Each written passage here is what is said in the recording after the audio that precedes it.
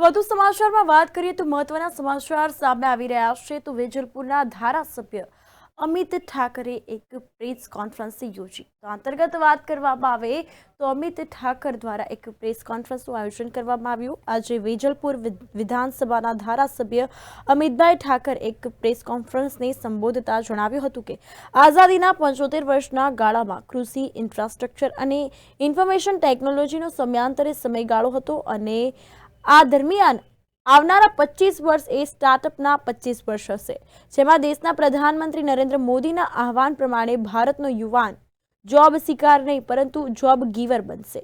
મજબૂત human infrastructure ઊભું થાય તેમાં યોગદાન આપવાના આશયથી વેજલપુર વિધાનસભામાં વસતા યુવાનો પોતાના સ્ટાર્ટઅપ માટે સન્માન મેળવે, નવા ઉભરતા સ્ટાર્ટઅપ માટે તેમને બધા જ પ્રકારે માર્ગદર્શન મળે અને તેમને સરકાર તથા પ્રાઇવેટ ઇન્વેસ્ટર તરફથી આર્થિક સહાય મળે તેવા આશય સાથે વેજલપુર સ્ટાર્ટઅપ ફેસ્ટિવલનું આયોજન કરાયું છે। તો એસજી હાઈવે પર આવેલ YMCA ક્લબમાં તારીખ 3 ફેબ્રુઆરી 2024ને શનિવારના સવારે 9:30 કલાકે કેન્દ્રના ગૃહ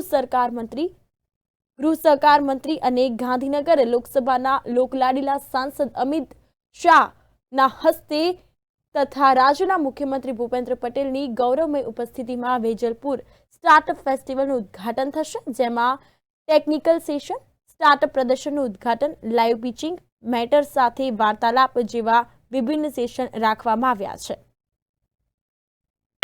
આમાં વિષય એ હોય છે કે ધંધો 1000 દિવસ માંગે અને એ 1000 દિવસની અંદર જો એને હૂંફ મળી જાય, ગાઈડન્સ મળી જાય, મદદ મળી જાય તો આ એક MLA ઇનિશિયેટિવ છે।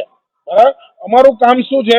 બે પક્ષને જોડવાના અને જ્યાં જરૂર પડે ત્યાં માર્ગદર્શન અપાવવાનું। ગવર્મેન્ટના જે મદદ છે એ ગવર્મેન્ટમાં રજૂઆત કરીને મદદ એમને અપાવવાની। તો અમારું બહુ ક્લિયર છે કે અમે મદદરૂપ થવા, કોન્સ્ટિટ્યુન્સીના યુવાનોને મદદરૂપ થવાનો આ એક પ્લેટફોર્મ બનાવી રહ્યા છે અને જ્યારે એ સંઘર્ષના સમયમાં હશે ત્યારે અમે હૂંફ બનીને એમની જોડે ઉભા રહીશું।